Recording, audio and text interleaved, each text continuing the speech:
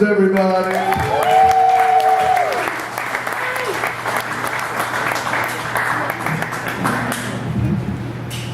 All right, yeah, I teach at a prison, but there'll be no anal rape jokes because I did not think it was a joke at all. All right?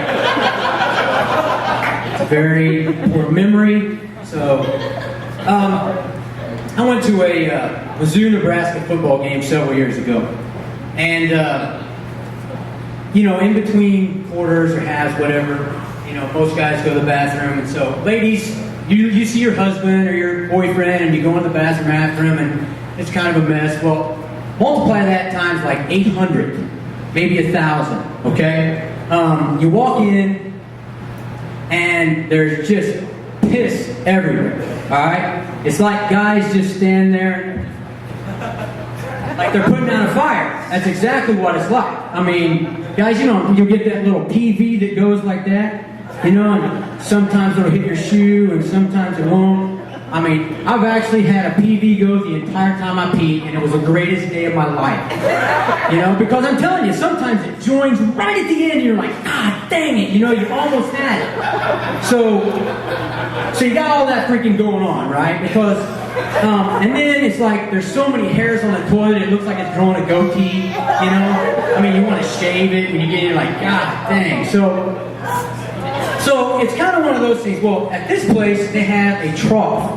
And ladies, I don't know if you know what a trough is, but it's a trough. It's just a freaking porcelain toilet that's just about this freaking long and wide open. All right? It's terrible. It's the worst thing to piss in, okay? Because of the stage fright factor. All right? Now, if you don't know what stage fright is, ladies, it is the pressure that you feel when you have to pee because you got 15 guys behind you, some of them drunk, saying, come on, God dang it, what are you doing? And I mean, here is the universal look at a trough. You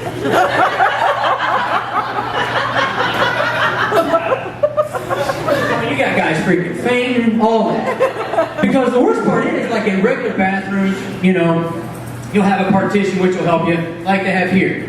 Or, if it doesn't have a partition, you at least have a urinal where you can do the urinal hump. Guys, you know what I'm talking about. You're right against the urinal like this. So nobody can possibly see what's going on. And you feel a little bit more comfortable. You don't care that you're getting all that piss all over your jeans, as long as Johnny Sunshine next to you can't look in on top of you, right? So, you're sitting there, and you're trying to freaking go. I mean, it's the worst. I've had to pee so bad one time that I thought my urethra was going to shoot through my anus. But I could not pee because of freaking stage fright. It was brutal. So I just freaking left. I mean, I'm dying. God, I get done. I'm like hoping everybody leaves so I can go back and pee. Doesn't happen. So you can bet that stage fright will take at least 2 inches off the size of your penis. Okay? I'm telling you, it does. Now, if you're standing next to me, you think I'm peeing out of my fist. Because it's gone. Guys are looking like, I can't help it. Now, if you're uncircumcised and you're conscious about that, you may not want to use a trough. Okay? Sidebar. A friend of mine, I'm in high school. I go to pick him up. And I say, dude, you ready to go? He's like, hang on, I need to put on my dress penis. And I said, huh? So, unbeknownst to me, thank God, he was uncircumcised. So his dress penis was when he would take his foreskin and pull it back to give himself the regular mushroom cap like regular guys have. That was his dress penis. So, from that point on, whenever I pick him up, I'd be like, dude, dress penis? Let's ride. That's what he'd say every time, right? So, sidebar over. So if you've got a problem with being uncircumcised, you may want to wait, try to find, some other place to go or do something else. Okay? So we got all this stuff going on, right? And it's brutal. I mean, it is a brutal time to be trying to go to the bathroom. Well, I'm standing, and all of a sudden this dude comes in, all right? Because the whole moral of this story is what I'm about to tell you. So remember, piss, pubic hairs, everything, all over, nastiness. Because when you finally do pee, when you have stage fright, it looks like a sparkler. You know how a sparkler just kind of goes like that? That's what your pee does. It doesn't come out in a stream. It's just like, and it's just freaking little bits and drops, and it's all over you. It's terrible. So you get all that work, right? Well, this dude comes in, and I'm standing there in the horrible battle of a lifetime trying to pee, and he has a tray of food. Okay? Now you ain't sitting, wait. He brings that tray of food in and he sets it directly underneath the trough. And I just,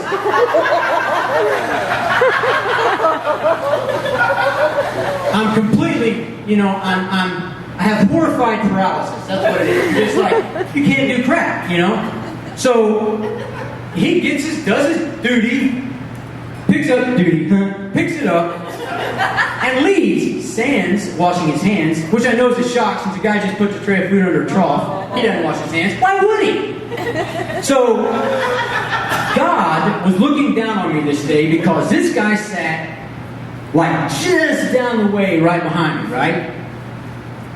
So I get back there and I'm watching. And this dude starts handing out the food, right? It's like a pretzel and a hot dog, that kind of stuff. But then he gives this lady a soda. And this is what I hear. Stan, my soda's salty, Stan. Why is my soda salty, Stan? It's a salty soda.